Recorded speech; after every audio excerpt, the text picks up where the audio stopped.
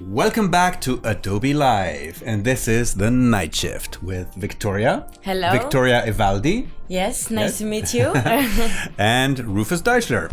So we're going to be here for the next 2 hours, continuing to work on Victoria's editorial project. But before we begin, let's have a quick look at, at her work and a little introduction to herself. Right? Yeah. Let's do that, Victoria. Just for those of you who have joined us very recently in the Adobe Live. Some of you are new. Some of you are coming back regularly. I see people in the chat that I've seen yesterday, and this is so cool that you actually come back for day 2, because this is day 2 of our live stream here on adobelive.com. A live stream entirely dedicated to graphic design, and we call this night shift because we stream live from Paris. And it is night here. It is 10 p.m. So those of you in the US, good morning. Those of you on the other side of the hemisphere, good night. I know that some of you are in India and still up at 2 a.m. in the morning. Can you believe that? Yeah, watching the stream. So thank you for doing that. And let's move over to your screen and have a quick look at some of your work there. Okay, let me see. Guests, here we go. Yeah. Okay. So, all right. Yesterday I explained a little bit like my identity because I used to approach my work in a ironic tone, and I always work with colors, with unconventional contents. And today we're gonna continue my magazine that I began yesterday. And this is a magazine I create editorial proposition to women, to apply, looking to a new vision of the society by rediscovering fashion now. So it contains a lot of portfolio, articles of figures and artists that are inspiring the society. By presenting new position, new movements. That's my work. And so yesterday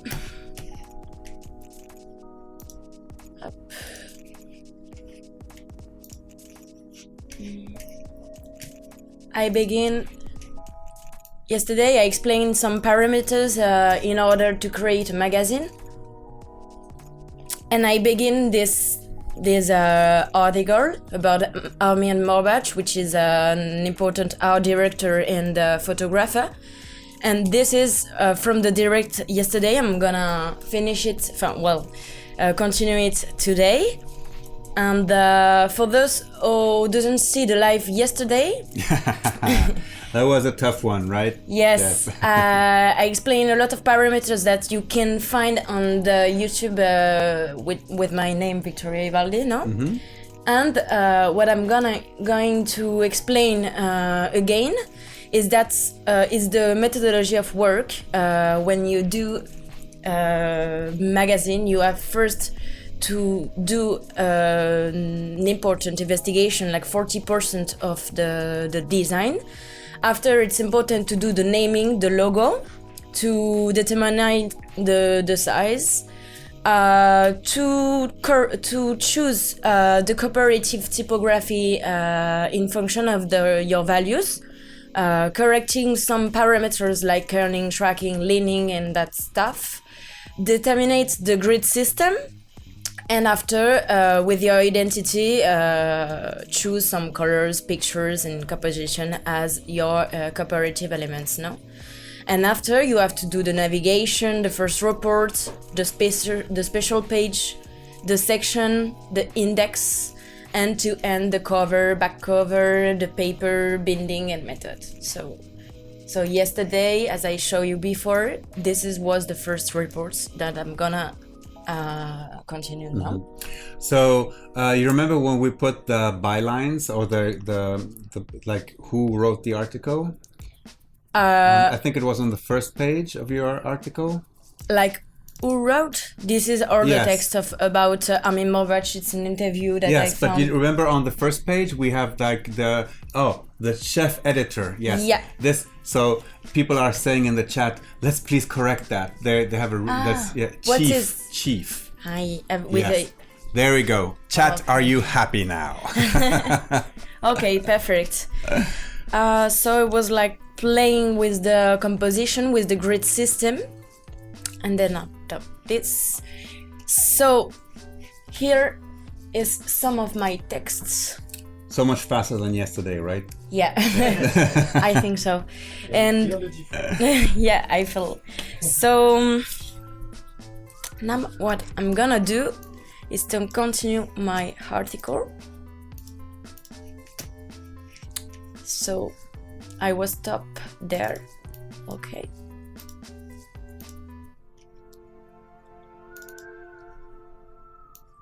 No, actually, the masthead, Firma, I think the masthead is what you have on like maybe on the index page, where you have all of the names of all of the people who have contributed to the magazine. I think I might be wrong, but that's what I remember. Goodbye, Rob Zilla. Okay. Go do some good. So, as I explained yesterday, my typography for the body text is Adobe Creative because it's a legible typography. As it's the body text, I would put it between 9 and 10 points. Well, actually 9.3, with a leading of 12 because as the text it's smaller, it's important to have bigger leading, no? Mm-hmm. So to give it some breathing. That's it. Some breathing space. So, as I see before, I'm gonna justify the text on the left, but I will see that there is too much space wide that it's... Maybe by quickly turning off the guidelines, maybe we can see better. Okay, yeah, we definitely see it now. Okay. And that's when we do the squinting thing, right? Let's squint. Up. Do you squint? Do you go like this? Squint? Yes, I explained yesterday that if we do this, we can see all the space wide that it's not possible. So first of all, I'm gonna do Alt-SMD-T to have my parameters, and I will kit the separation. It's better. Okay, we will see the difference after. I'm gonna change the parameters of the justification. So I'm gonna put maximum of maybe up, and I'm gonna reduce the minimum space between the letters up.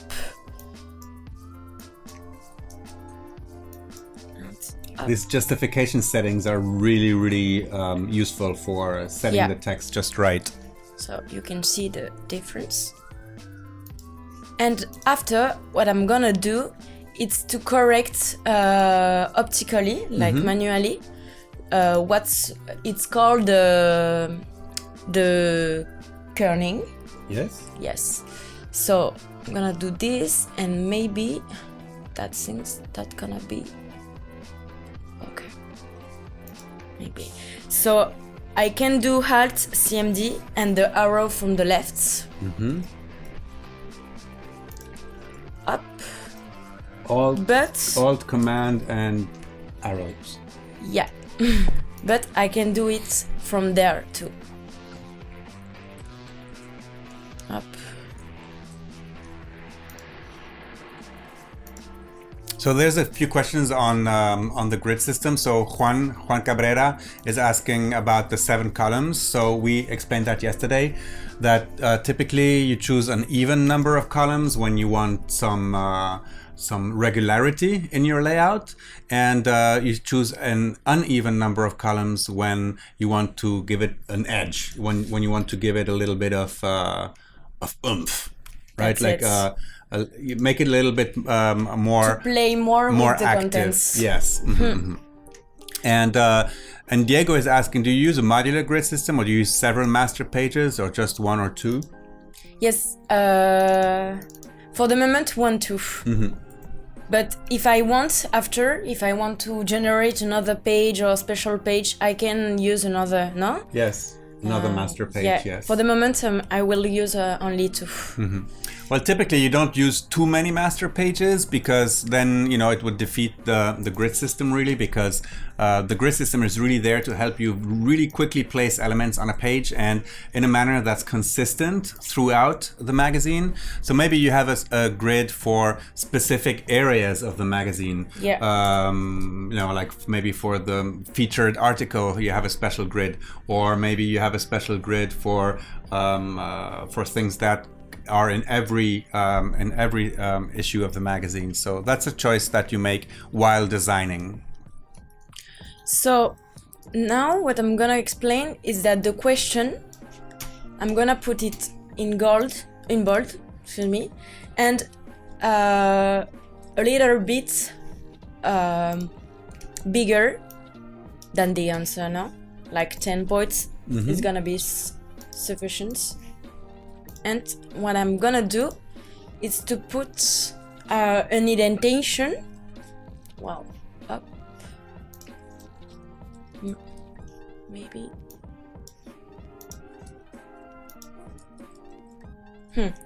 okay, this, I'm gonna do this, up,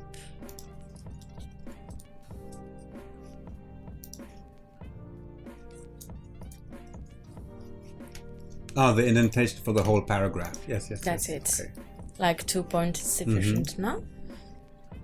And this is a question for, and I explained yesterday that it's always better to put manually the paragraph, The space. yes, the space, whereas to put like enter, no? Yeah, absolutely. Yeah, like You can see the difference. Enter. That's something that I never want to see in a text. Exactly. Or it's just like putting indentations with space. Okay, that's all things we don't want to see. So now, Hey Tyson, you're late tonight? You're in time for the night shift with Victoria and Rufus. up. Okay, so now you can see the difference with the other article, no? It's like more clean, more editorial we're gonna do. And after all the things, I'm gonna up texto estilo de carácter. I'm gonna create a parameters for the body text. Okay. Why don't you do that with a paragraph style? Maybe you're right. Actually, yes. Maybe it's a paragraph. Yes, it should be. I think it should be paragraph style, because it's a whole paragraph. Yeah. And character styles you typically use to put specific words in bold or underlined or italic. Yeah, but okay. I'm gonna see if it's this. Oops. Yes, it's this. Okay. So I have my texts. Tums. I know the sound effects would be great, but I don't know how to do those. Like Michael knows all that cool stuff. I don't. I'm gonna have him teach me someday to do the sound effects for the night shift. So what I put, it's 12 points for the grid incrementation, respect to the superior margin, because I have a leading of 12 points. So it's gonna help me to build my compose my texts and do something very clean. Okay, so now I'm gonna put all the image.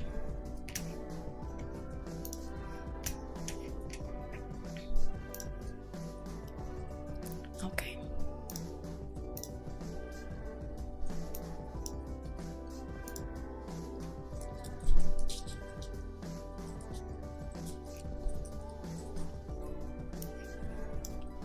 You guys are paying attention about paragraph styles and the baseline grid that we see here and everything. Wow. Good, good, good. Some of you are paying attention. Some are just listening in. I know.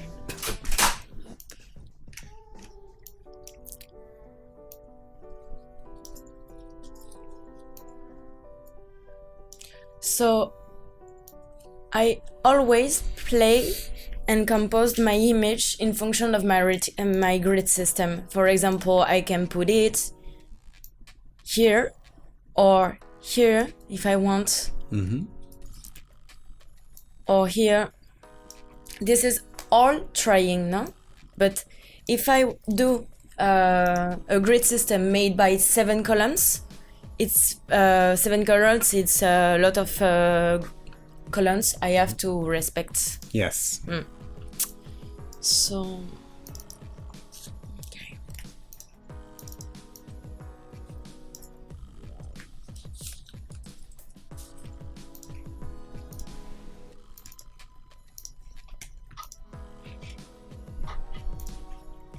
So I'm gonna create, how do you say this, guias? The guides. The guides. But this is not determinant. If I put 10, I can put 7 at the other page. It's not obligated to. But what is important is to begin at the margin. No. You really need the baseline grid in the background? This one? Yes. A few times, yeah. After I will show you why. Okay. But maybe now, no. Okay, so then.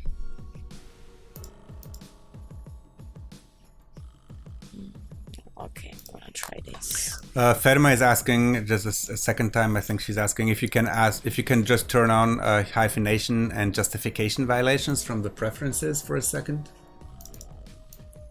In the preferences. Yeah. No, when it colors the text or something. Up the paragraph. Okay. Like the parameters of the justification, no? No. No? No. If we go into the preferences of InDesign. For the grid. We go, no, not the grid. Let me see if I can find it here in Spanish. Composición. And then excepciones de separación y justificación. Okay. Okay. And then it will, yeah. Okay. So we turned them on, and nothing happened on the text. So there's no violations for now. Okay.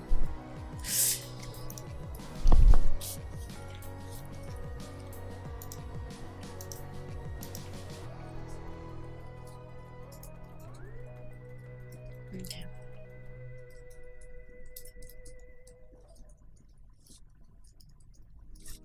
Don't have the same. Vale.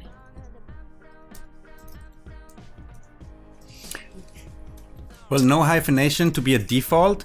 So basically, you do that by changing the basic paragraph style. But I wouldn't do that because I would actually leave them on all the time. But if you want to avoid them, I would just set that in a paragraph style. I don't know if it's my image. It's alright. I don't know if it's. Yeah. Yep, and William, that's also a good way. Uncheck the hyphenation box while having no object selected. That also goes into the document itself.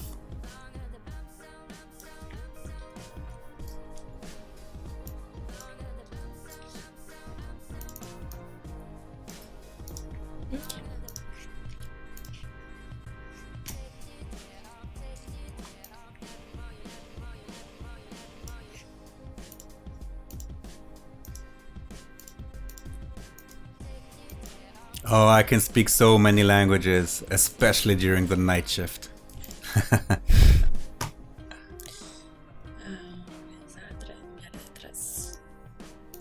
Okay, so I can do. Yes, styling is extremely important for various reasons. Not only does it make your work in InDesign much faster because you can apply the same styles to other text that you're importing, but it also means that you can really like apply them again in a new version of the magazine, for example. But it doesn't stop here. Basically, when you apply styles, you define you define what the text is all about. And somebody mentioned they're using header 1, header 2, header 3 for styling the text, for example, as the names. That's a very good idea as well, because you never know if your if the PDF that you're creating will maybe one day need to be accessible, meaning that maybe a voice, like a voice reader should read the PDF to people who cannot see it, and having header 1 and then body and then like having the text very structured will help the text reader to actually find the pieces and read them in the correct order. Also, if you create EPUB, which is the ebooks, for example, in InDesign, using a good naming convention for your styles will make it so much easier while you export it and style the cascading style sheets, the CSS, for that document. So I always try to make a good composition. Like what I made, it's to put this line who comes from the bottom left on the right page to the top right, and I'm gonna... You know how I remember left and right? No. Left. Yeah, Yes. Very good anecdote. See, left. And okay, it's perfect. And the other one is right, just Yeah. by elimination. Yeah. Okay, so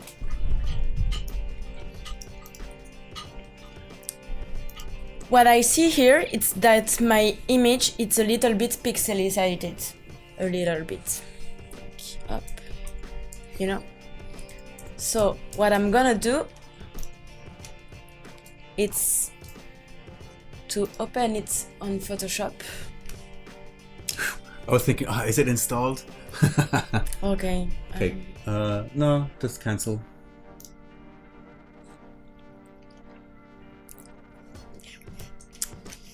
I'm gonna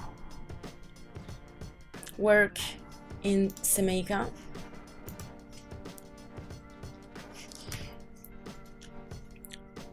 What I'm gonna do first is to correct manually this text. So I'm gonna put all the layers and up.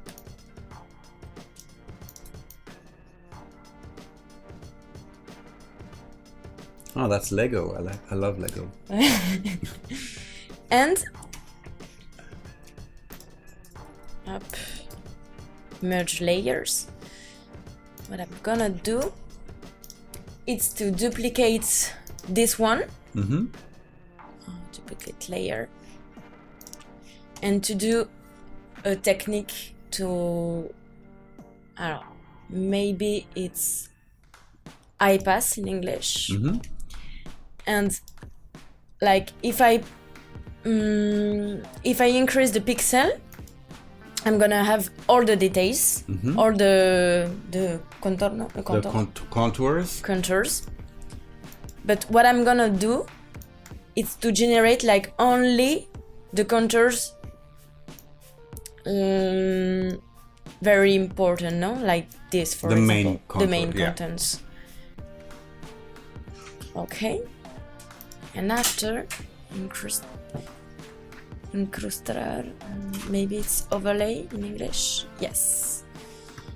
So now it's a little bit more more, how do you say? Sharpen? It's sharper, yes. More sharpen.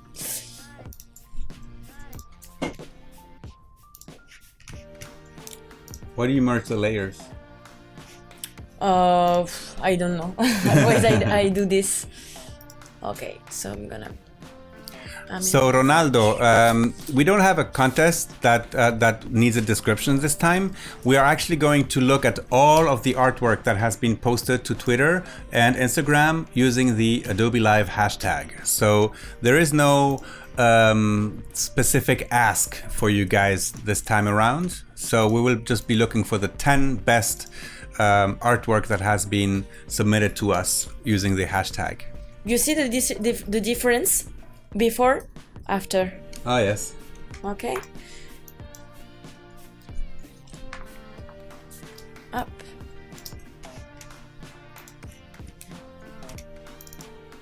This is a quote of the art director. And as I explained yesterday, there is a different size of the typography in function of the information. You have the first information for the title, second information for the title, you have quotes, subquotes, and this is a quote, so I'm gonna put it on Giza, my cooperative typography, with 18. Pearly Cream, she said, oh my god, make a smart object. Yes, well, what we just experienced is a completely destructive workflow in Photoshop, you know, like doing something and then making the one layer again. Basically, there is no way to turn back. What do you want? No, there is no way to turn back to the original image. You know what I mean? So you have now two copies of the image. Yeah. So basically what they're saying in the chat is that typically you would create a smart object with the original image, you would apply the high pass on top of it and save it as a Photoshop file and place the Photoshop file in InDesign. Yeah, that's rather it. Than That's the it. JPEG. Yeah. And to show you the difference too, no?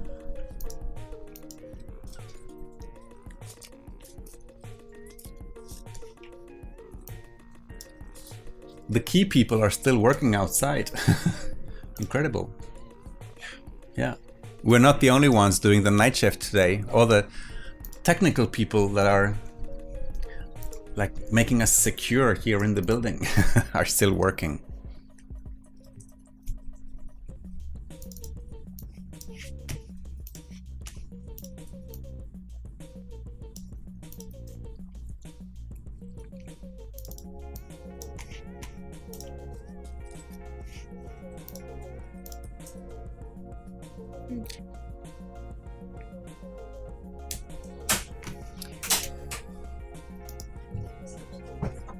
Got a few each. Should get a great picture.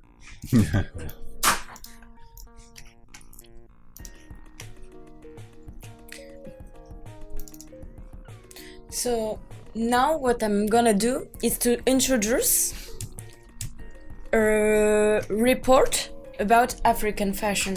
Okay. But it's gonna be a different composition because it's gonna be more artists about African fashion, not only one. So this photography helped me to make a transition with the report, but it's important to always put an information to say at people that I'm gonna transit to the African fashion, no? So see,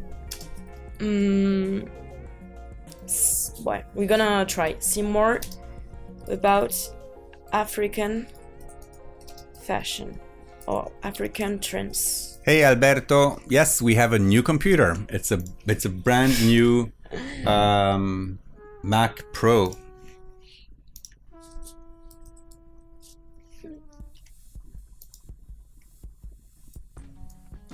And now the grid gonna help me to always put the information at the same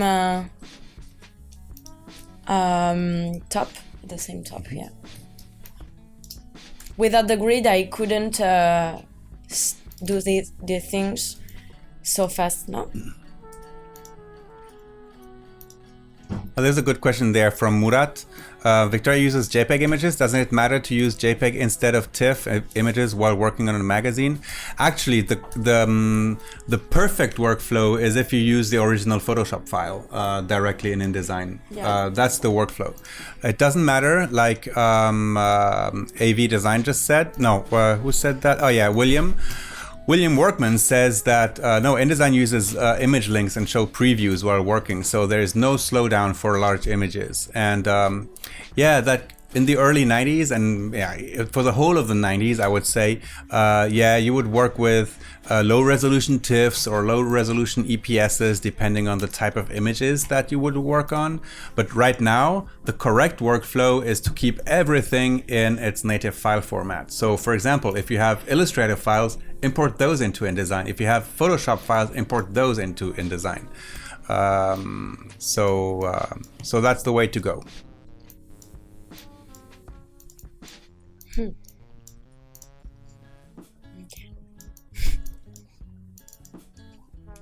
Let's make the window bigger. Okay. Okay, better.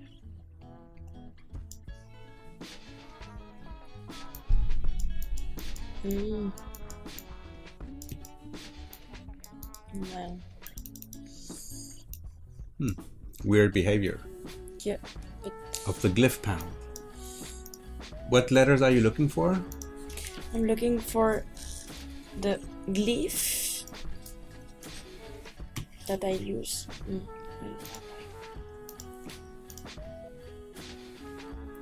Okay. Yes. Okay, now it's functional. That's right, Ryan. The way that if you place Photoshop images and Illustrator files into your InDesign document, you can always go back and forth with the other applications and make corrections if needed. And I also save image states in Photoshop, for example, like maybe a black and white version, a colored version, maybe a high saturation version of the image, depending on what I want to choose later. So in InDesign, you can very quickly even turn on and off layers of Photoshop without having to go back to Photoshop. So that's super, super cool. And yes, David, that was the good old Quark Express days. I was there.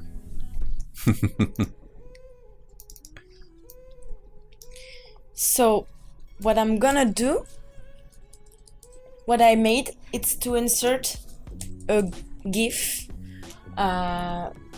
that's proposed my typography, and that I use for those who didn't see the live yesterday, that I use for the navigation. Yes. Okay, so it's gonna help me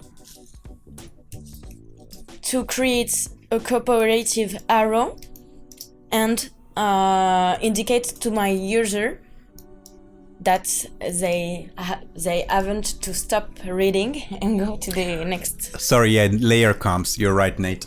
Sorry. Okay. So now I'm gonna introduce. Okay, the fashion. Okay. So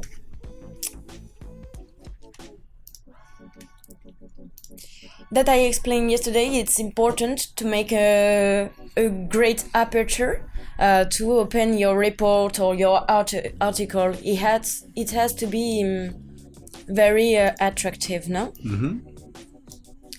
So it has to be an image that invites you to stop. yeah, that's it. I'm gonna reduce it. Okay. So I want to place this image, and to make something attractable and for the eyes, I'm gonna build a little grid system, very easy, but okay. That this, for example, it's perpendicular to this line. 45-degree angle. Yeah, normally, yes. And maybe that I can do, it's to place not my eyes because the head is like inclinated, but maybe play with my head to make a good composition. To find the right place where to place it, So what I'm gonna do. Manasseh says I'm rude because I always interrupt you. Is that a friend of yours, Manasseh Padilla? No. Okay.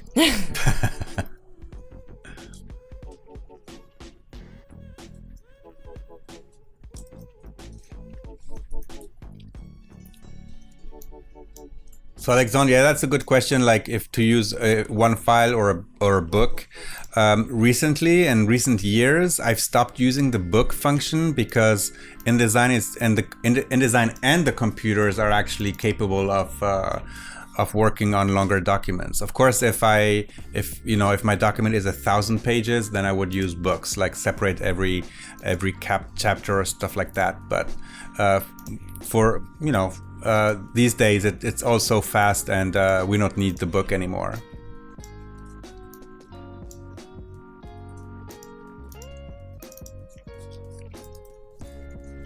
It's a pretty cool suit, yeah. Voilà. Okay. So I explained yesterday too that all the time your images has to respect and be at the bleed. Because when you print, if you have this, for example, the print gonna impress this. But if you let here, it's gonna print this. Well, it's gonna print this, but after you're gonna cut at the limits now. Okay.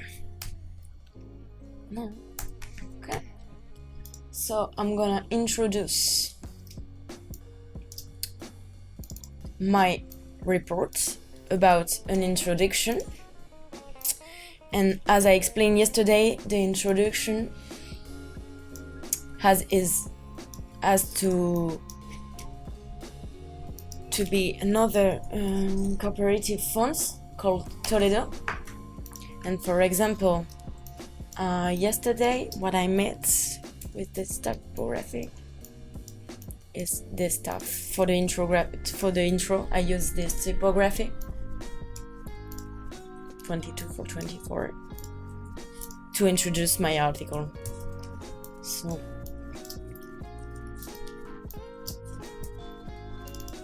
But William, you said you've used books in the past so that multiple people can edit pages at once. Yeah, that's a good point. But have you ever used the InCopy, which you can actually find also here in your Creative Cloud, and basically that allows anyone to actually access the pages and work on text, work like image placement and things like that, while you continue to design your document, and everything can be then synced. It's a pretty cool workflow.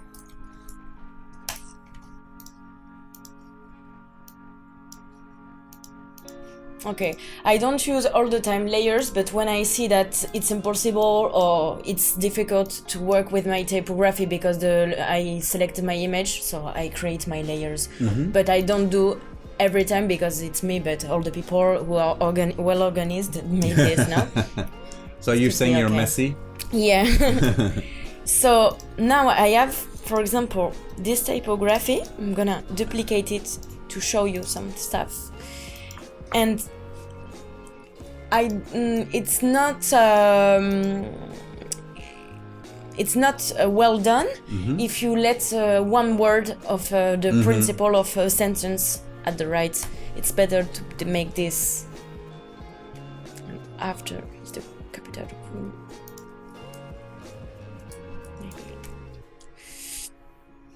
Okay. So now I'm gonna touch the tracking. No, this no, sorry. Okay.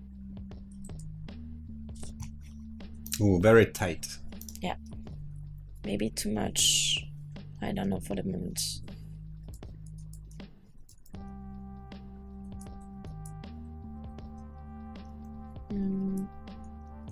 What's going on? Okay.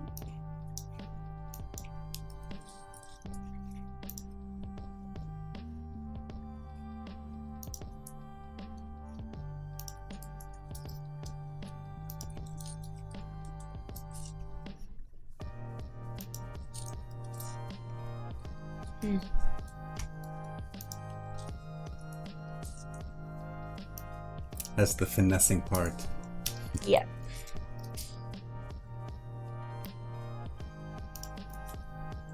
Okay, and we're gonna correct a little bit these whites, like the tracking.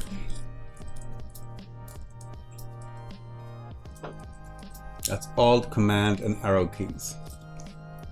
Yeah, but for example here, when I made Alt, Command, and arrow keys, it's too much for me. So I'm gonna correct it manually if I can.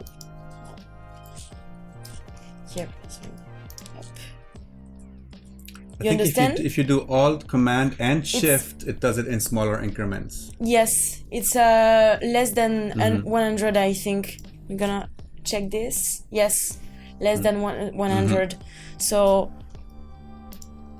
it's farther, but a few times it doesn't function.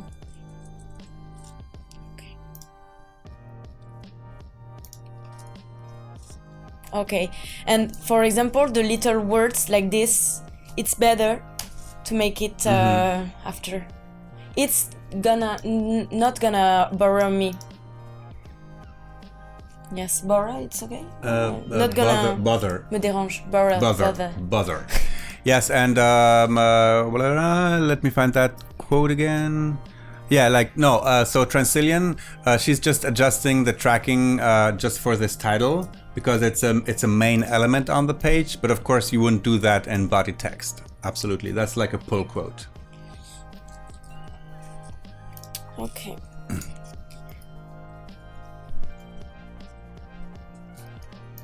Okay. And that I don't normally when you make your magazine, when you build your grid system, you have to build your layout at first. Normally it's better to know where are the advertising. Okay, yeah. On because which pages? Yes, there are some magazine who doesn't have the advertising, but it's more expensive. But some of magazine made them the photographies of the advertising. It's more linear, but it's important to insert a few time advertising.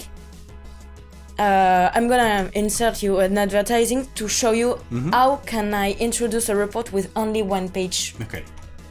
So I choose like an advertising of Kenzo, which can enter with my target audience and my personality of the magazine.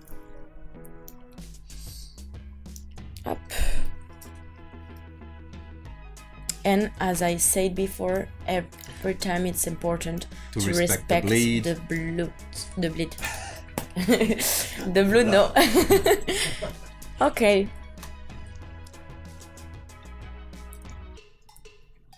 Perfect.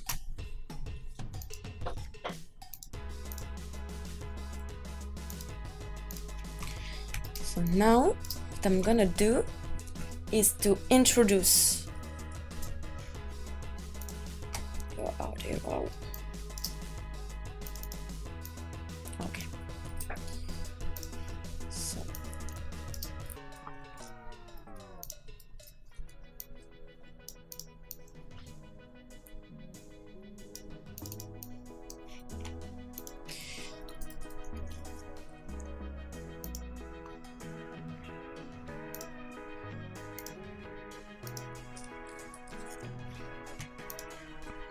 normally the image caption it's 8 points, but here it's important to value the name of the photographer.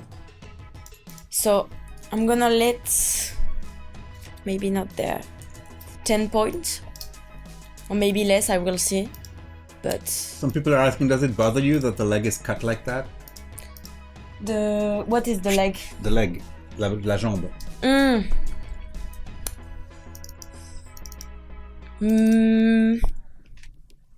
Maybe yes. It's to think about.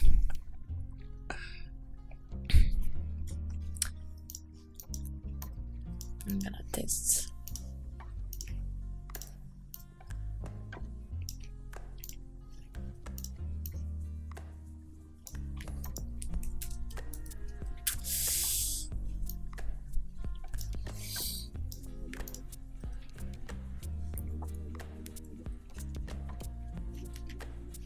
Well.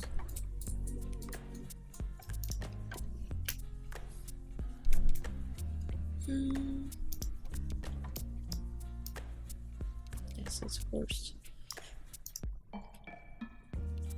That we can do it to generate like the other part of the leg, but now I can't. It's true, like it's a little bit. Maybe. Frank Yaskiela, you're asking why is the maximum page size in Illustrator 5,000? Let me repeat that: 5,779.55 millimeters. That's almost 577 meters. That's more than 5 meters by 5 meters. I don't think it should be more. Not necessarily. Actually, it would add complexity to the document. Also because Illustrator makes a vector art, so basically you could work on an A4 sized page and then enlarge it as much as you want. Especially now that you can zoom in to the Illustrator document at 64,000%, you can go into a tremendous amount of detail in an Illustrator document.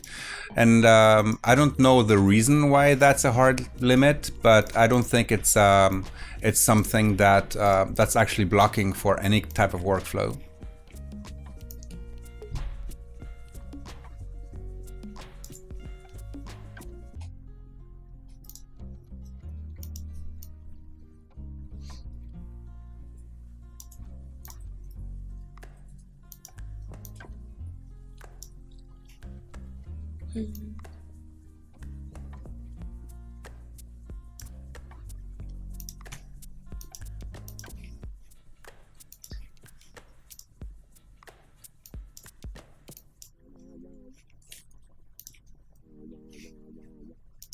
Typekit is definitely a good resource for choosing fonts. It has actually thousands of fonts that are included in your Creative Cloud membership. So I think that's great. And what Typekit also does is it actually removes this gray area around fonts. You remember in the past, like you had fonts and then the fonts would go to the printer and then fonts would just travel freely, and everybody would ignore the fact that fonts actually have a value and fonts are very expensive.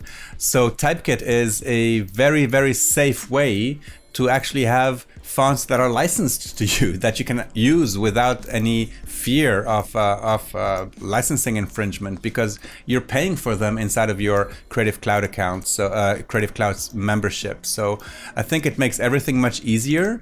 And when you send files to somebody else, they'll open it in Creative Cloud and the fonts will automatically install. It makes it much, much simpler.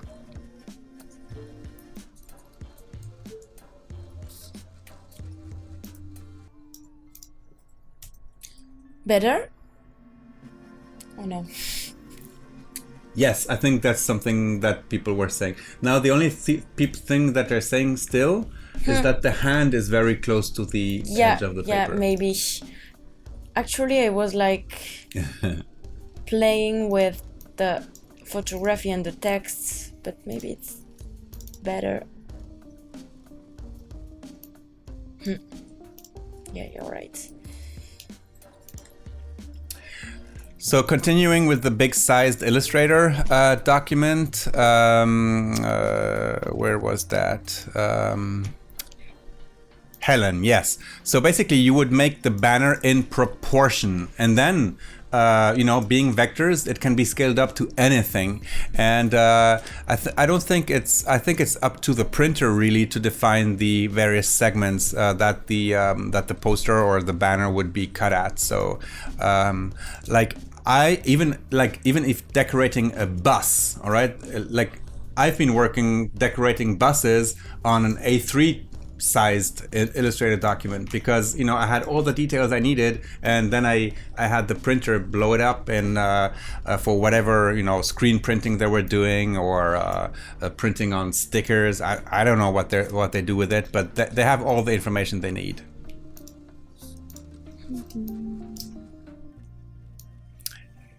And since we're talking about Illustrator, we're not talking about DPI because it's all vector art, so it doesn't matter. There will be a giveaway, and it's almost giveaway time, so yep.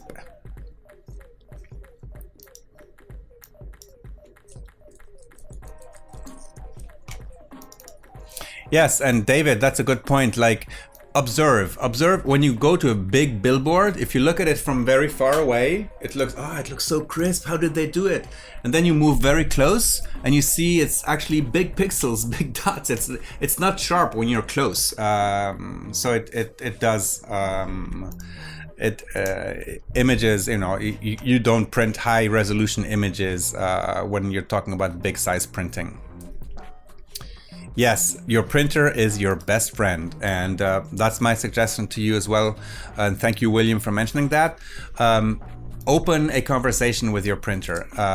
He'll tell you what they need, and you'll tell them what you can give them. And if you're good friends, you will have no printing issues at all. And plus, if you become good friends and work in a way the printer appreciates, this is something that happened to me when I had my studio in Florence, is that printers would actually give discounts to clients who worked with me because they knew that I would give them the correct, files or the correct, correct data that they needed to do whatever they needed to do. So this is an introduction of this photographer. So what I'm gonna do is to, all the time, my methodology of working is to place my image that I want to talk after. I think, okay, what I'm gonna explain now. Mm-hmm. So I'm gonna search in internet. That's an article from internet about his biography and something like that. And this is gonna part of the body text. Okay. So I'm gonna put it with the style of paragraph I create just before. Yes. Yeah. Up. Maybe up to. Chuck, I think you got a subscription like during this stream, right? So be patient, my friend. It'll come to you. Why is your Creative Cloud like running out today?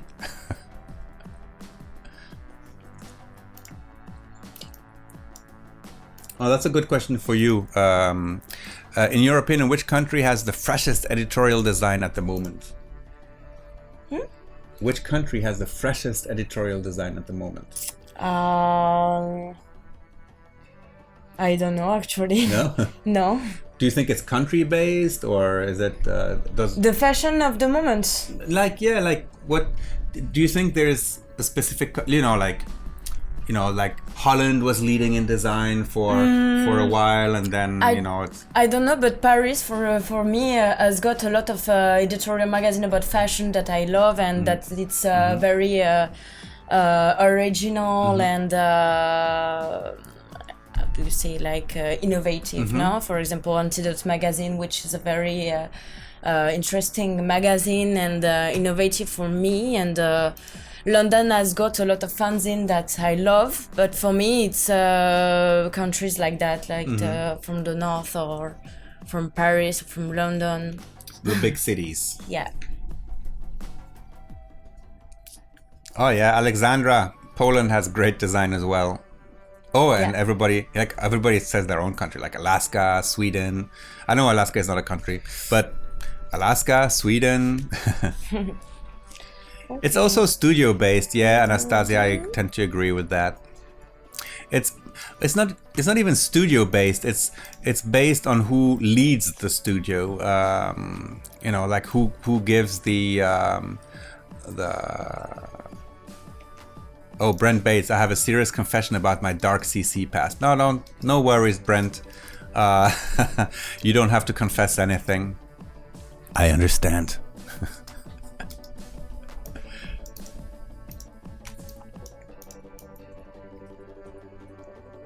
So all the time, what I do is to search images that I love and that I think after I placed it, for example, respecting my grid. And if it's, for example, this image, I think it's important to value, to me more big. So I'm gonna do like, for example, 4 columns. It could be right. Up. Okay. Maybe what I can do.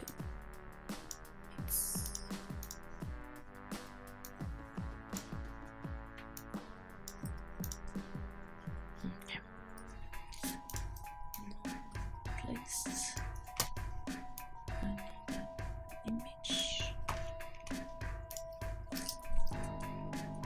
Yeah, totally right, David. The internet has created a brand new world for creative people. And you know, the communities like Behance, for example, are a launch board for so many designers, even from the most remote places, who suddenly find themselves doing incredible work for other big agencies. So yeah, the boundaries have certainly fallen. Now it's all about the creativity, about the style, about the talent, which I find so cool. And you can live in the place you love and still be successful in the creative business.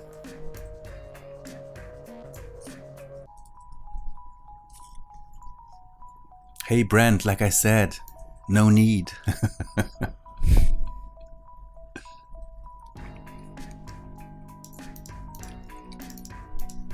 But it's kind of cool that you feel you have to, Brent.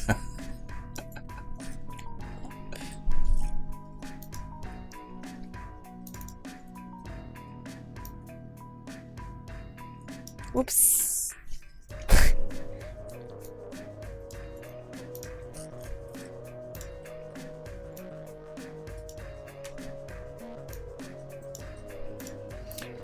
So let's do the first giveaway of this last session of the day.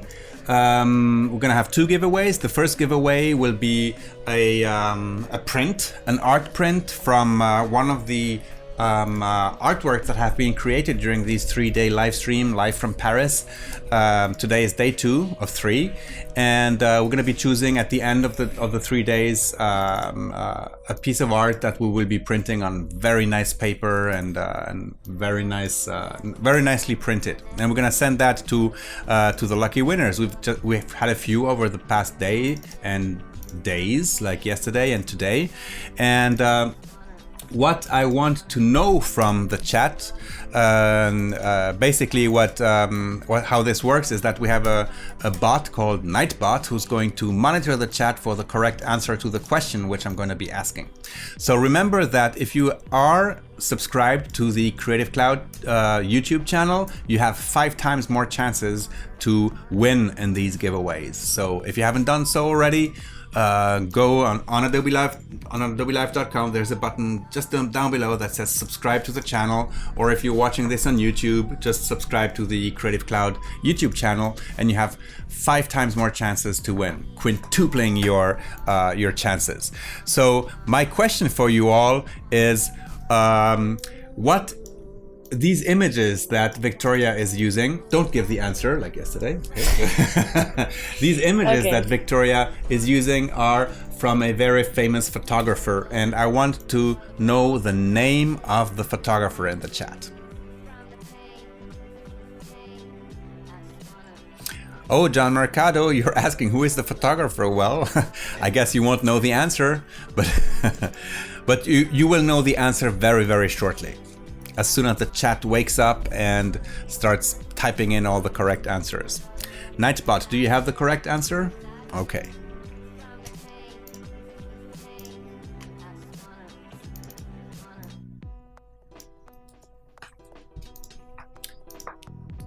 No New York City graphist, we have no intention of going back to selling boxes. That is so passé. So it's important all the time to think about the information. What are the primary information, the secondary information, and in function of this, you're gonna put more importance of the content, no? It's like the caption, no?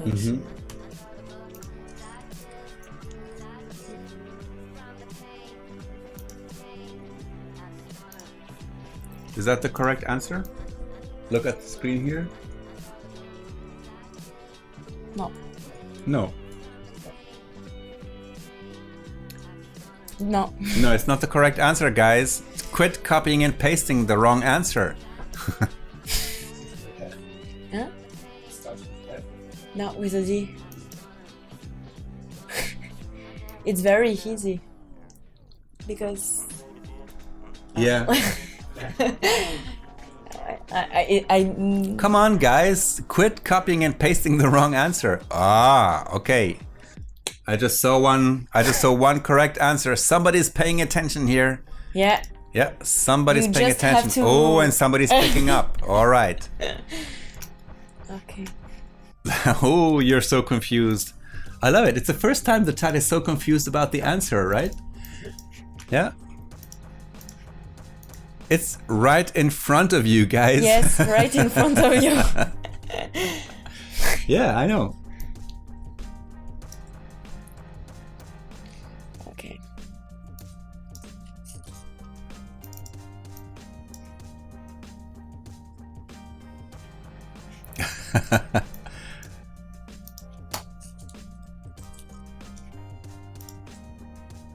All right, this one is going to be a tough one. There's a lot of wrong answers in this one, but now it's all... No, there's still wrong answers. But anyway, I think we're gonna stop Nightbot, right? Nightbot, Boom. boom. Oh, myself.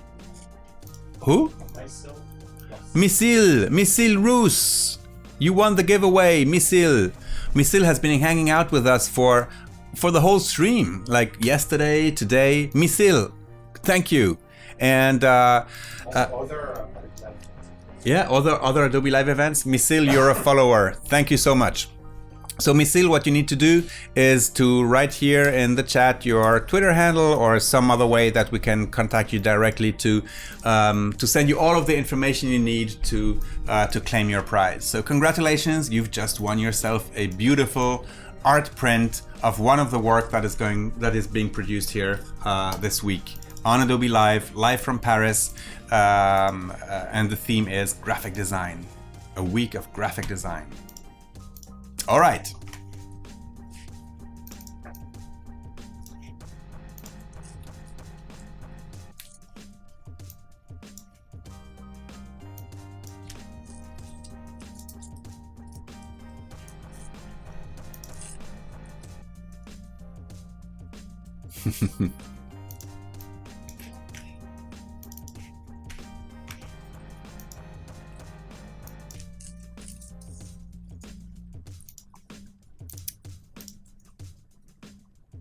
Yeah, you remember, Mikael, when we had this giveaway and there was this guy trolling me completely in the chat, like saying stuff about me, and Yes. I don't know.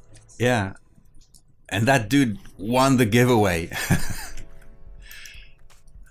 Nightbot is so ironic.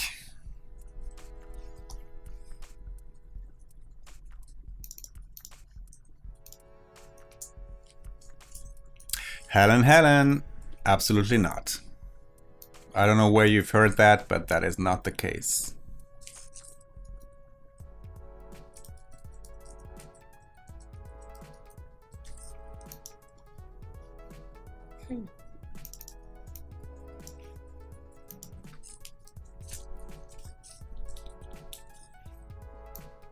So we're live 1 more hour with Victoria, working on her magazine. Yeah. This is the night shift, therefore it's the last session of the day. We're gonna be back tomorrow, of course, for day 3. Brent, the secret of winning is to hate me. Yeah, I know. Oh, maybe Nightbot smells that. I don't know. I have no idea.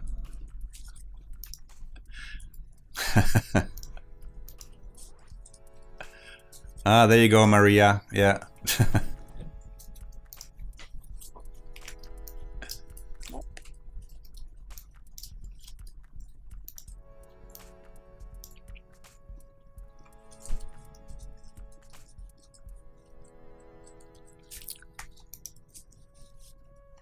Do you use nested styles? Nested styles? Nested styles. What is a nested? So a nested style, for example, is a style that you can prepare. Like, for example, you have... Styles characters? No, it's called... well, I don't know. It's estilos nestados. I don't know. I don't know how it's called, but nested styles basically allow you to style something like this, like the name of the photographer and then photographer, like that, like in a single paragraph, but give automatically the styles to it could be perfect, but I don't know where is it actually. What I do me a lot of time. I think there's a special window for that. Yeah. Ventana. And go down to texto y tablas and texto, no, not texto condicional. Artículo? No.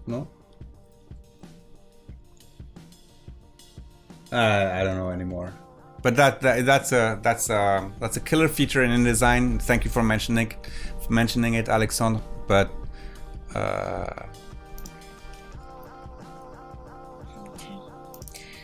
so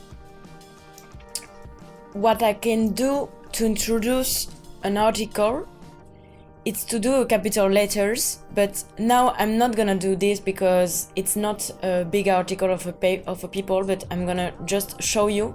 If you begin an article, how do you do? It's to increase here. To create a drop cap. Yeah, you can change, for example, the typography, putting, for example, this or maybe this, maybe this. But that I want to show you, it's thanks, PJ. It's always important to let space between the capital letters and the texts, and this you have to select in front of the first letter and to increase the page now here now. But now I'm not gonna do this. Okay.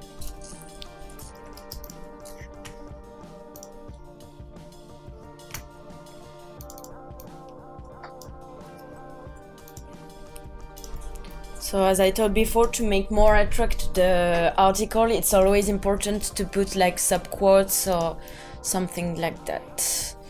Yeah, so pull quotes. Yeah. It's like quotes from the text. Yes. So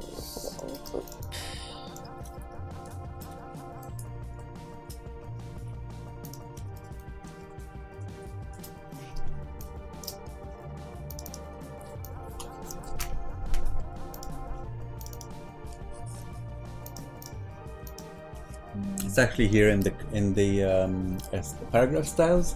Let me see. Opciones, no. Opciones. avanzados. No. Down. No. Well, I don't know. Let's not look for it now. But anyway. Okay.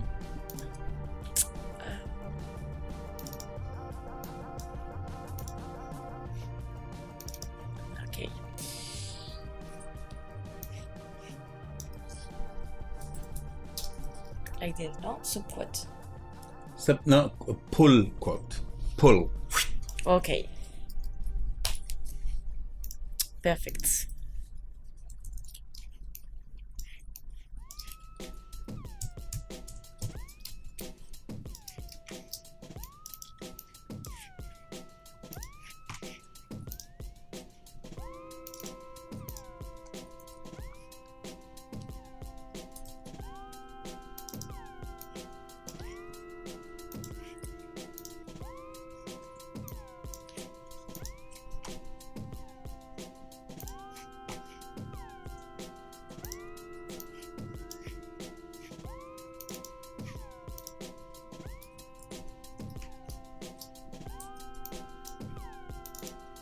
Did you notice? Look, let me just show you quickly. Close this. Like when you select it, it appears. It's Yeah. here. It's all here now. That's new. That came a few months ago. Yeah. I saw this when you can put ligature. Yeah. But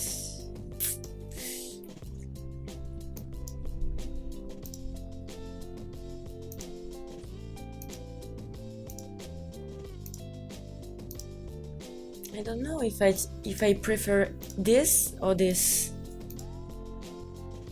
Let's keep this. Okay.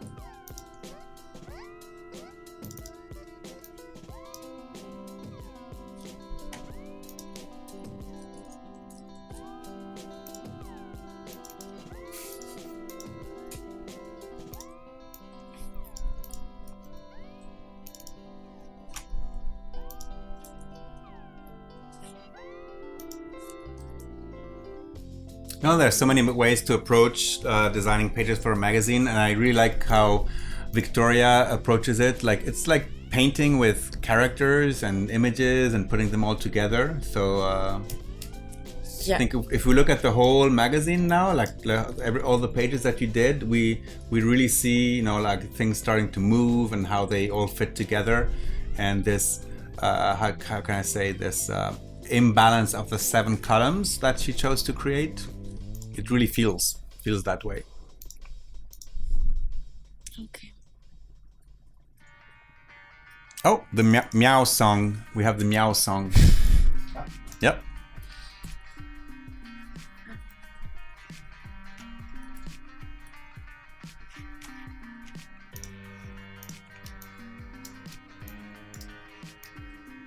Oops.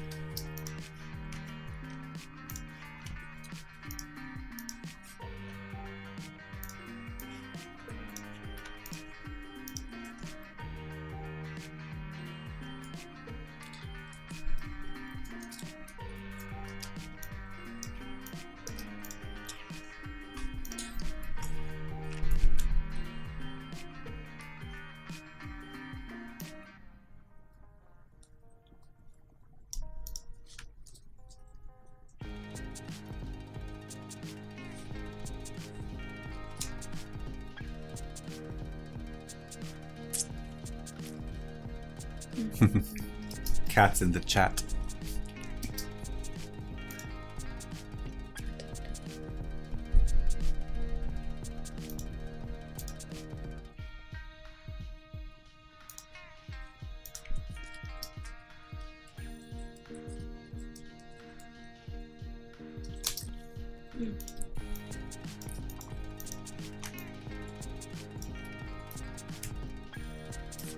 What's the shortcut you're using to go to preview mode? Preview?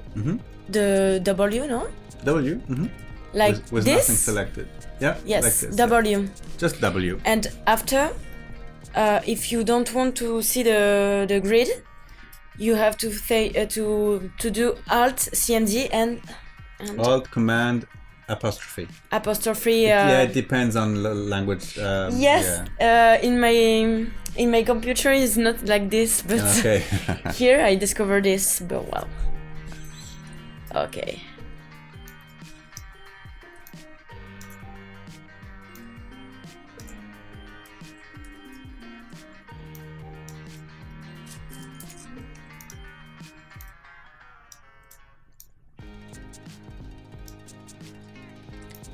And another things is to do Alt, Shift, CMD and C.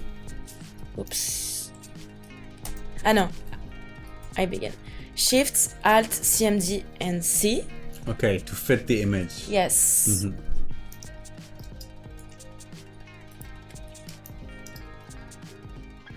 Okay, and another things, for example, here I don't want my navigation, so I'm gonna do Alt CMD and yes, Shift CMD, and Shift Command gonna and delete. yeah, and I'm gonna erase these elements. So I think the only font that is not a Typekit font in this layout is actually Giza, right? Giza for the cooperative font, for the title, for the important. It's a display, so you can't use it for little information. The body text, I put it on Adobe Creative Cloud, which is a serif and old style typography. And after, for the introduction and some things, I had like a third cooperative typography, which is Toledo. Toledo. Yeah.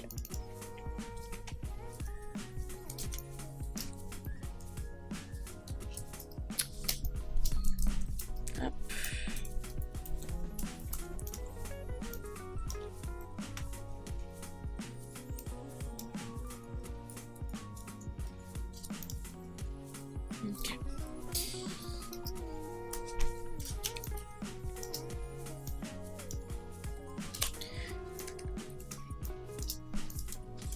Actually, to go in preview mode, all you have to do is press W and it'll go into preview mode. That's all you need to do.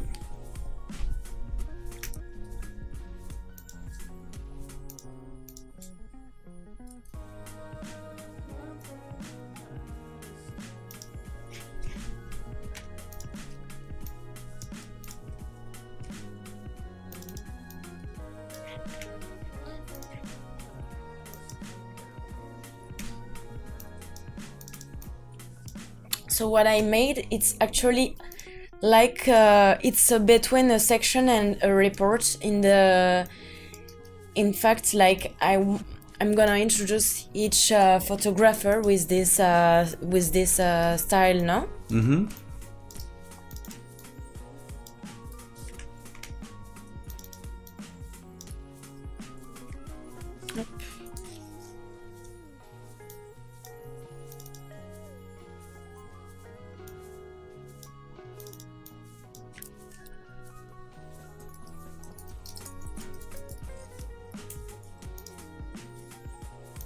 Ah, now we know it's called estilos anidados. Ah, estilos. That's definitely a feature I invite you to explore because it's super useful to style. Where? It's inside of the paragraph styles panel.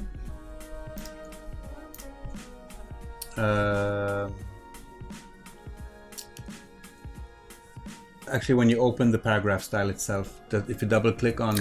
Here, yeah. Okay.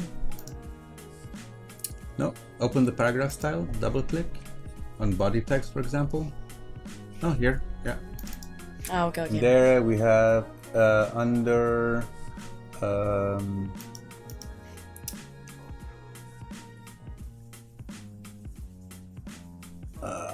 Estilo, okay. Estilos anidados.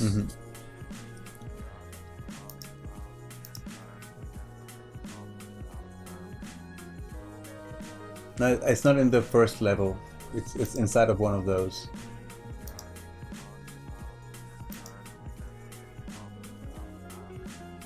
No. The below? No. More? Oh, here, anidados. No. I just saw it, anidados. Where? Oh, well, let's not lose time in that. Yeah.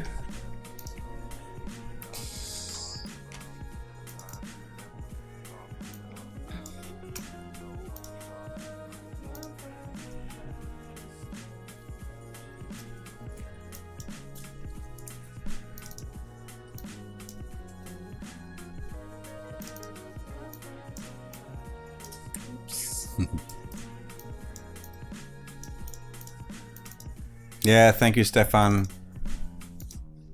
So all the time I prefer to generate the paragraph up, whereas to have the touch enter.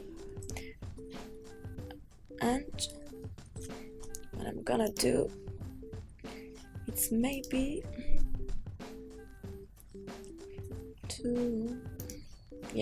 maybe let's space up in front.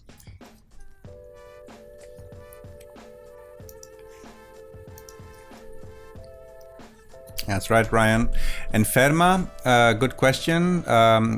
These fonts, what they have in common. So, yeah, maybe you want to just explain a little bit about your choice of fonts? Yeah, I explained a little bit yesterday.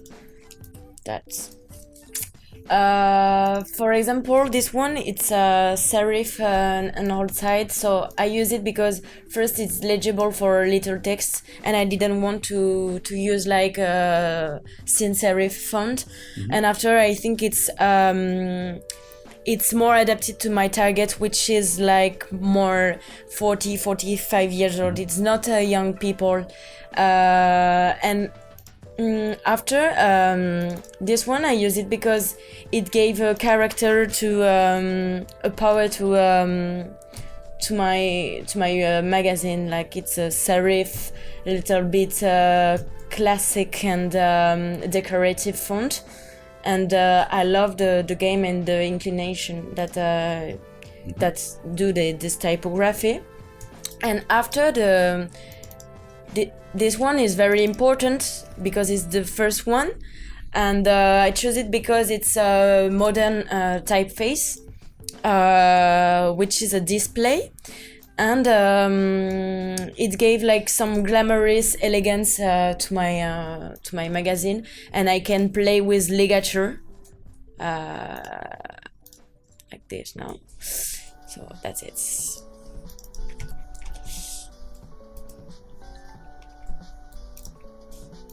Up.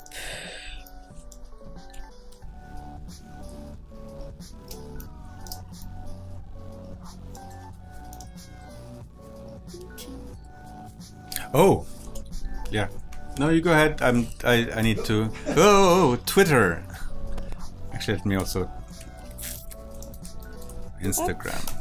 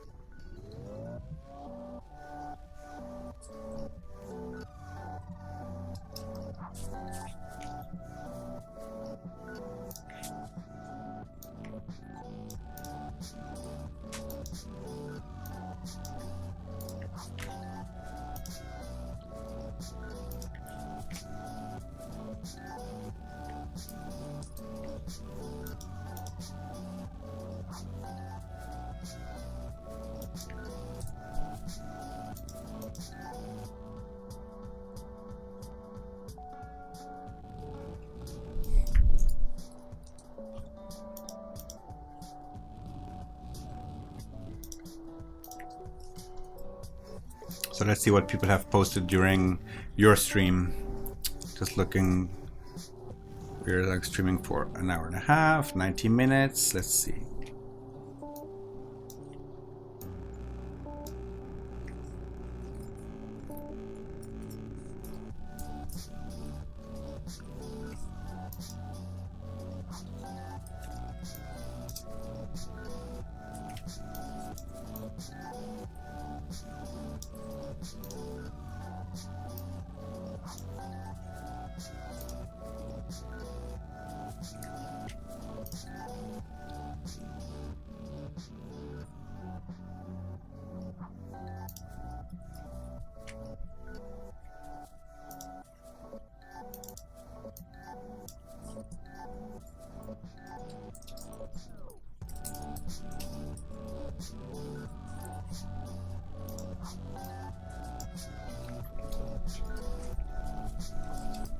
Do you want to look at some work? Yeah. Yeah? Let's move on to my screen. So I've just reloaded Twitter and reloaded Instagram, and no need to post now because I'm not reloading again. Let me see. Okay, I'm in the wrong window. Zack. And No, guest. Oh, okay. Here we go. All right, so here we have something from Brent, who's actually very active in the chat. Some editorial illustration using Illustrator and Photoshop for texturing to add the grit to the image. Okay, so the illustration here. Oh, that's super awesome, Brent. This is something that's a technique that we've seen, you know, like making the illustration very clean in Illustrator and then maybe taking it over to Photoshop to add some texture to it. Yes, I think it's interesting, but maybe I will let like some more white space where, for example, instead of the green, maybe no. Here, huh? Yes. So maybe here instead of all the greens to let more respite. But it's very interesting the mix between the typography and the illustration. I love it. I'm gonna go to Instagram in just a second. Oh, this is an illustration created with the blend tool, I guess, to create these crazy. I mean, using the blend tool in Illustrator. If you look at the work by Maria Grönlund, she has a great portfolio on Behance. Maria Grönlund from Denmark. She has a lot of tutorials on how to use the blend tool and some of the fascinating tools in Illustrator. Took a photo of the watch with pillow and added stock pic in the background while with a little branding. All right. For an ad. Nice photography. Very sharp. Oh, that's CC Design tweeting about us. And oh, what is the purpose of the black diagonal lines you create? Maybe we can go into that again. It's actually a very nice technique to find the right. It's like based on the golden ratio almost of the page, and it actually allows you to define the most how can I say agreeable place to actually place an element of that needs to catch your attention. For example, if we look at this, you remember we created the black guidelines here to actually place the face of the model in that exact position, because it's it's a position that really invites your eye to look into the image. Yes, that's it. Yeah. And then here from Denise we have some lines, I guess, using, you know, also the blend tool and adding some detail to it. I like that. Doodle a day. All right, good project. Let me just see the two new results.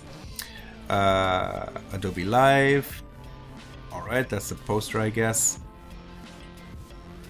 Road tripping. Oh, nice Illustrator work here. Okay, so basically that's Illustrator work.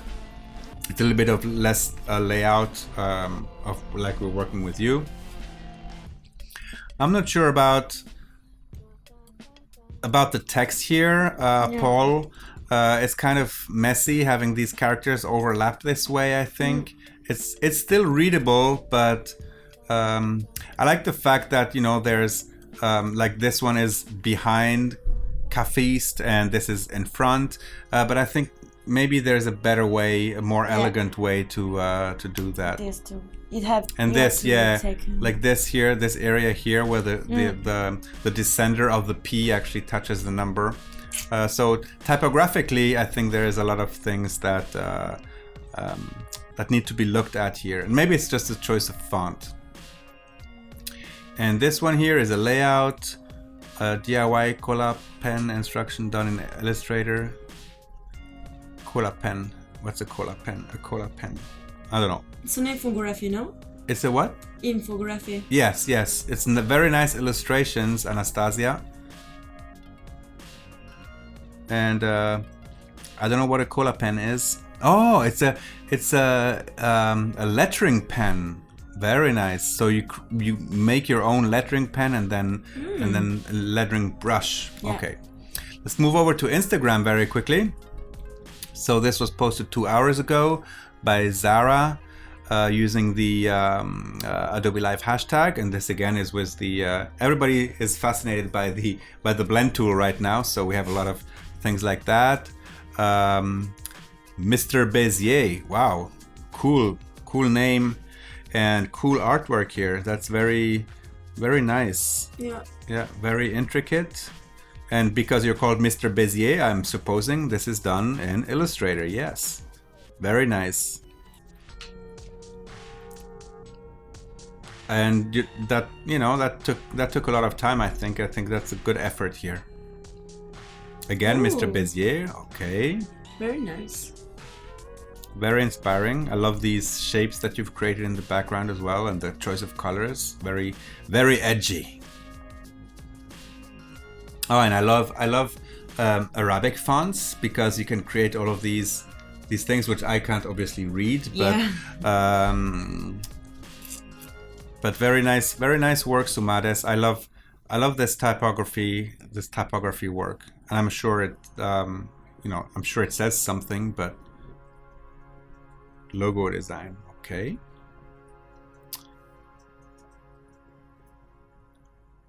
All right, using Adobe Capture Art to create the pattern here. Okay, I see. Okay, I think you can be a little bit more creative on the fonts maybe here, because it's a very modern font with like an older looking kind of background here, but very nice capture of Slovakian folk art in the background here. Another one. Yes, from Kuzi, yeah.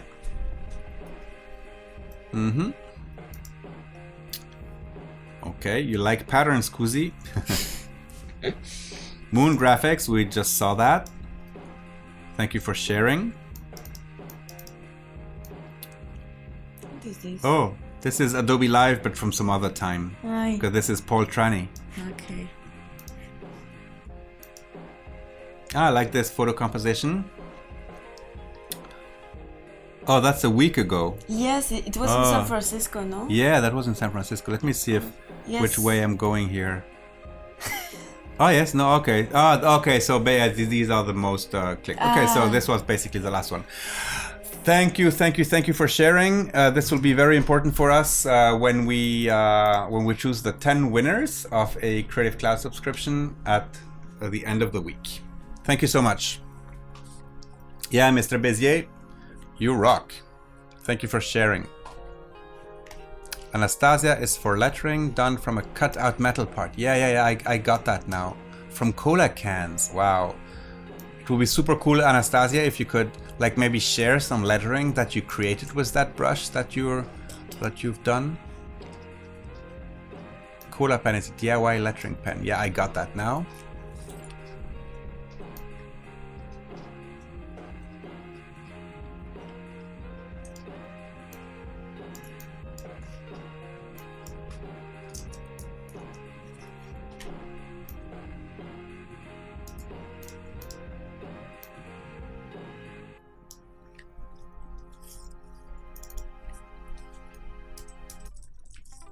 Yes.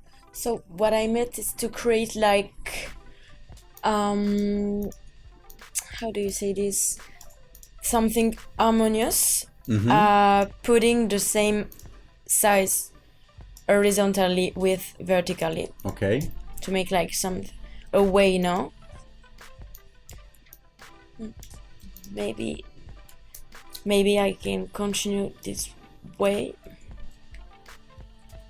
Putting an image here. Yeah.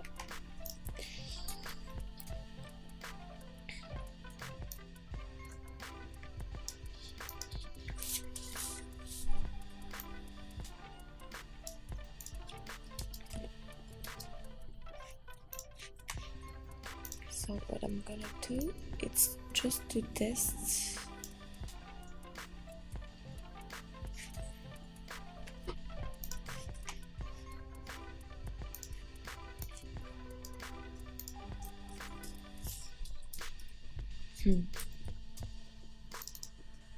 I prefer like this, maybe.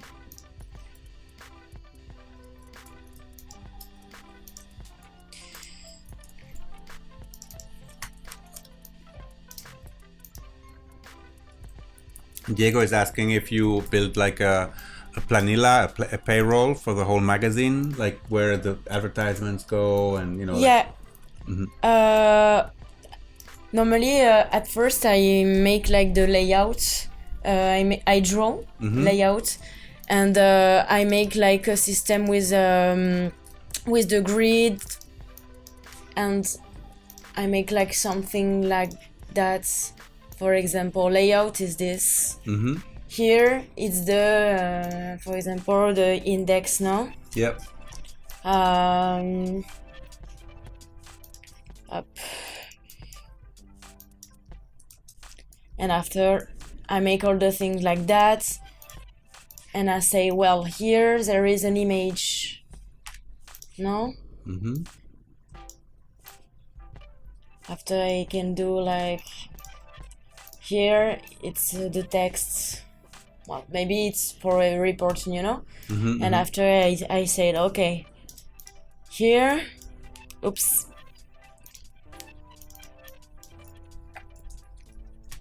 Here I'm gonna put like my image, my texts. Oops.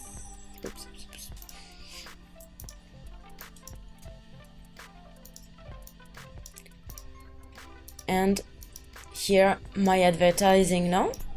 Okay. Yeah. Yeah, so basically this is also important when when you create the magazine, to have the plan laid out. I mean, you always see that in publishing houses where they have the whole magazine like in little pages, little thumbnails that explain, and that explain what goes on each section and stuff like that.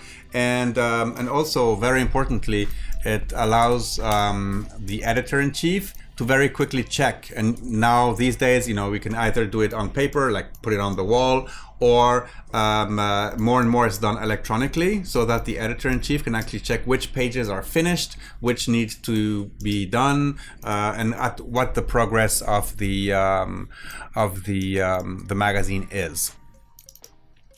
So maybe on a new page that we're going to be creating, maybe if we can do the diagonal trick again, because I think that's an interesting topic.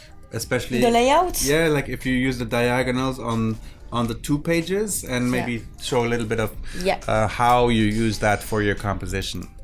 I made it.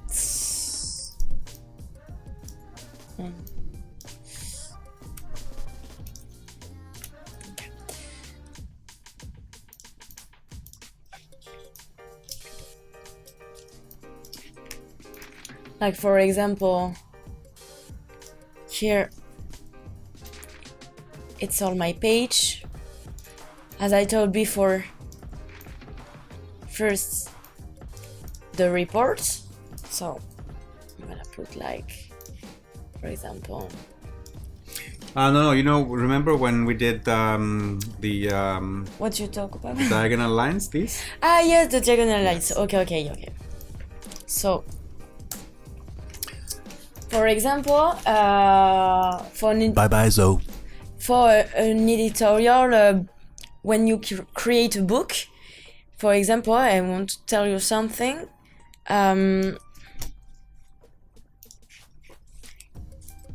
You can make this line. Oops.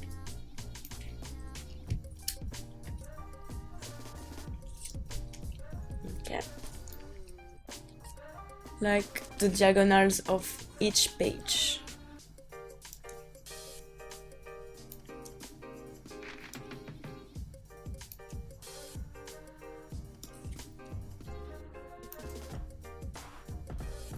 Actually, I wrote an article about that once. Maybe I can find it and share it in the chat.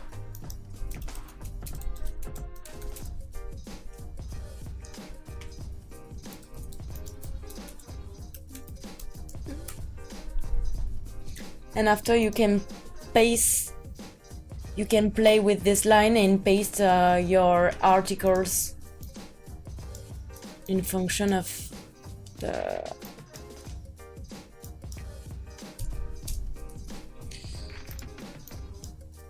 the rhythm, no? Mm-hmm. For example, the head just in this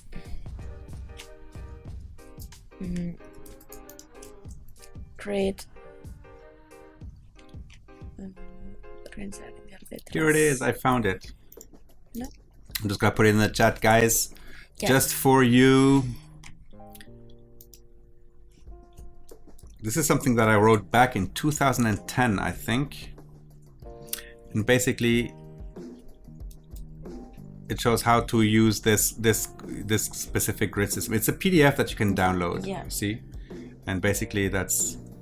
I hope you'll find it useful. Okay, so I was there.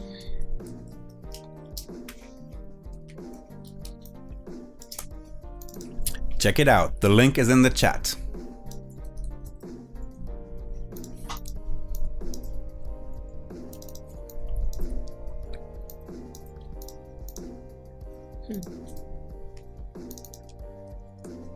Okay.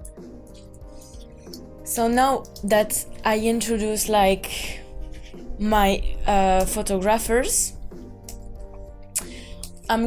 it's gonna help me to make like the photographic report and to begin to place all my images. Like for example, maybe this one.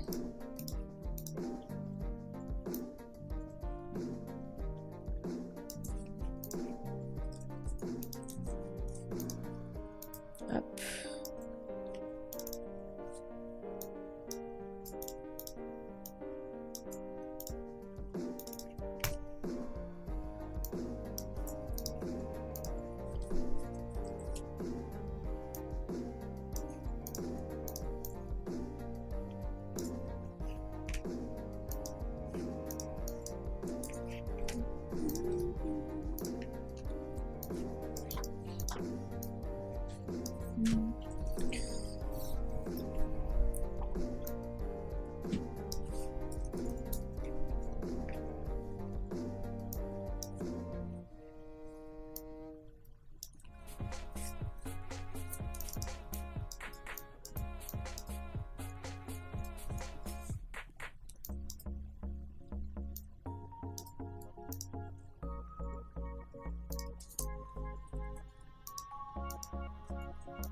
Ah, okay, PJ Castle. Thank you. Yeah, you're sharing a lot of stuff with me on Facebook. I guess I never knew the name of a cola pen.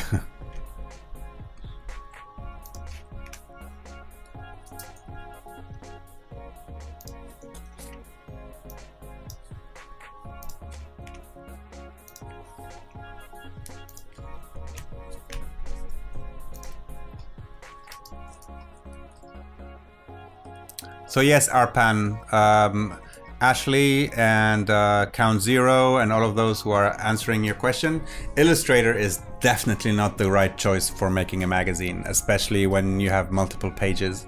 InDesign is the tool of choice because it has everything you need to style text, to place images, to to create the layout. That's what InDesign was made for. Illustrator is a vector illustration application, so it has another goal.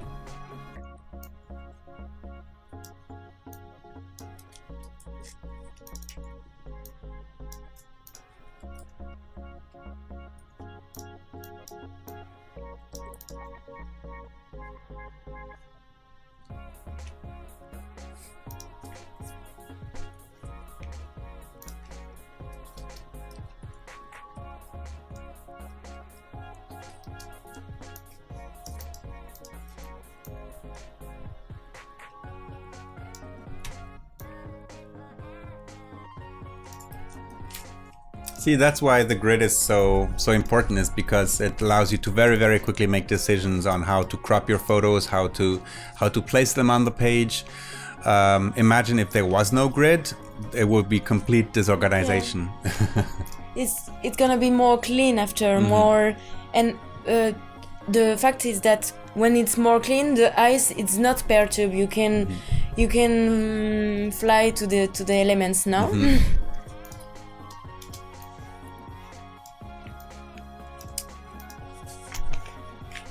And me, I love to create like repetitions, contrast with the colors. For example, I always try at first to make repetition and after to create some contrasts with the colors.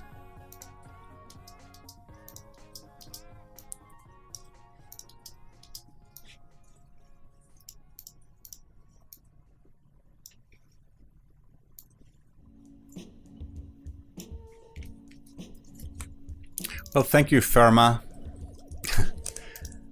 And everybody who thinks the link is useful.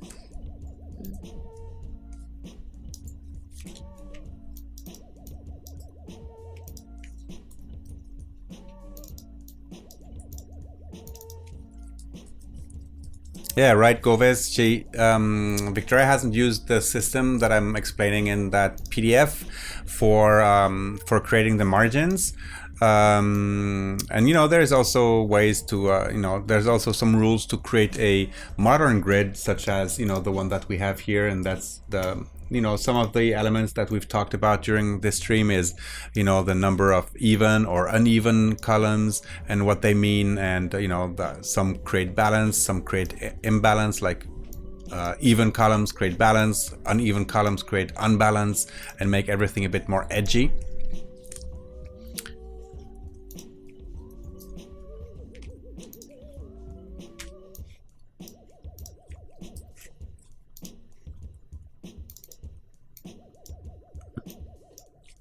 Yeah, that's right, PJ. I've gotten layouts made in Illustrator as well, and especially in the old freehand days, there were people because freehand had multiple artboards, just like Illustrator has now, and which Illustrator didn't have for the longest time, and I've found for a very good reason, but that's an entirely different topic.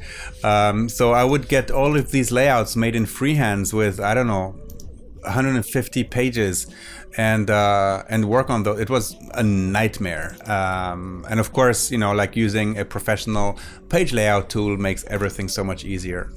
Yeah, and what I'm gonna explain is that I advise all the people to use less colors in one photography to not perturb the eyes. For example, this photography is like that. Mm-hmm. But I prefer to put less colors. Crop it this way? Mm-hmm. And thanks to my grid horizontal, for example, my photo got 3 important lines, the contrary of columns, grid horizontal grid. And it's like in photography, the rules of the third. Mm-hmm. So I'm gonna, for example, place the head at the first place, the first part. Cross, yes. And after the hand at the third, I'm gonna compose my photo into these third things. And in photography, it's important, for example, to place the eyes on the point top right. Mm-hmm. That's the rule of thirds, yes. Yeah. Or here, but as my personage, it's from the right. Mm-hmm. It's better to put this. Yeah, you even have them on your smartphones now when you take pictures. Like I always tend to turn on the grid on my smartphone because it really quickly allows you to align your subject. Like your what you would normally do is like center everything in your pictures, but as soon as you start using these rule of thirds inside of your images and like try off-centering your subjects, you get such a better better image.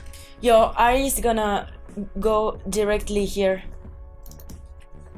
Okay, it's not have to be perfect, but okay. Oh, Firma, you make me go down memory lane. Of course, I remember Café Fibonacci together with my colleague Tim Cole. We had so much fun doing these.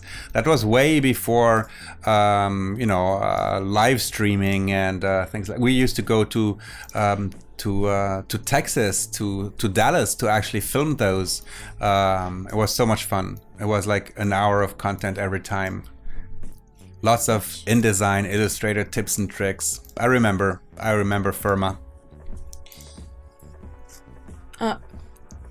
For example, this photo, I think it's too much. I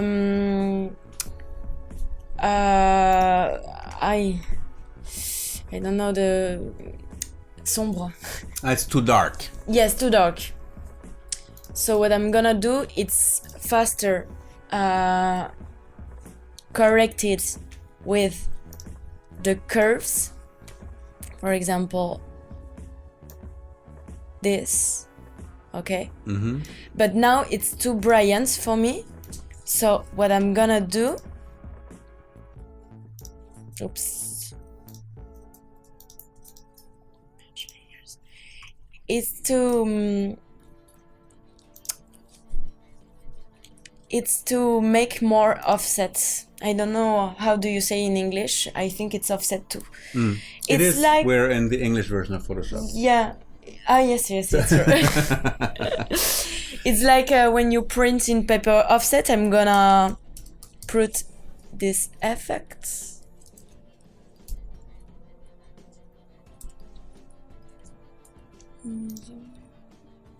For example, you understand the difference? Okay. Okay, I'm gonna do this.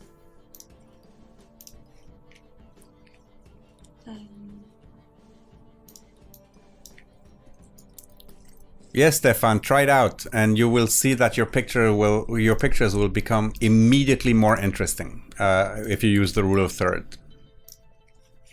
We're gonna And see the wow, difference. wow! You know what? We have 3 minutes left, and we need to make one giveaway still. Yeah. For a Creative Cloud subscription. It is that time again, guys. It's almost midnight here in Paris, and we're on the night shift with Victoria building a magazine. So let's do this last giveaway of today, and let's see. Do you have an idea, Michael?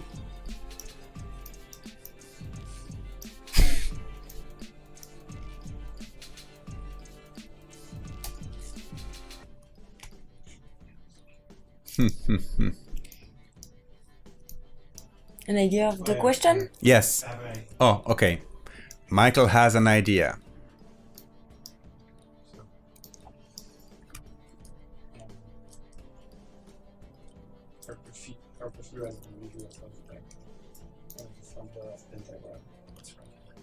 Okay. Okay. So we actually met Victoria last year at the OFF conference in Barcelona, and she had her portfolio reviewed. We said that we talked about that yesterday, I think, but maybe you can even find it. I don't know. You can find it, okay. She had her portfolio reviewed by 2 very famous designers, but I only want one name. I want the name of one of one of the founders of Pentagram Design who actually reviewed her portfolio live at OFF. Yes, it's a lady, and we want that name. Should be okay. Yeah. Yes, because last year at OFF, it's a great conference in Barcelona. We actually were streaming live, and no, it's not the Wes Anderson guy. I said it's a lady. So no, it's not the guy. Yes, and we had a lot of portfolio reviews with people who could actually sign up, and Victoria signed up to have her portfolio reviewed. Signed up? I don't understand. Yeah, you had to register to be on the list of people who had their portfolio reviewed. I have to. Last year. No. Like for OFF, you remember? Yeah. You actually yeah. You had to come on the list. Okay. It's not Zegmeister, and if it would be Zagmeister. Yeah. 2 years ago, we had portfolio reviews with that. Yeah. No. Yeah. My Stefan. dream. All right, here we go. Very good. Ronaldo, right answer. Sandra Bullock, of course. No, that's not it.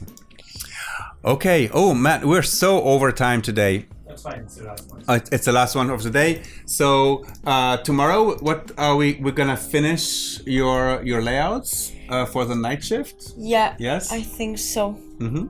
Normally we're gonna finish, and after maybe if we have time doing something more. I don't know. Okay. Winner is Young. But working on the same things. And the winner is Young WH. So Jung WH, you need to put your Twitter handle or any means that we can use to contact you directly, so that we can actually share with you the information you need to claim your prize. And you have just won yourself a 1-year subscription to Adobe Creative Cloud. So thank you for being in the chat. Guys, in the chat, thank you for sticking with us at this late time in Europe. This is why we call it the night shift. It's nearly midnight. And yeah, what can I say? Good morning, good day, good evening to all of you following us here on adobelive.com. We will be back tomorrow, of course, with a full schedule. We have Amanda Berglund, who's going to work on a menu graphic design, or Eric Kirtley on a magazine graphic design, and Tina Tooley is gonna continue her incredible illustration work on yeah, I mean, if you haven't followed what Tina did, like, check out the replays, because it's insane, like cutting paper and then photographing it and then tracing it in Illustrator, crazy stuff. So Tina Tooley, and of course with Victoria Ivaldy again for our last night shift of this special graphic design live stream here on adobelive.com. So bye bye everyone, have a great day, be creative, and see you all tomorrow. Bye.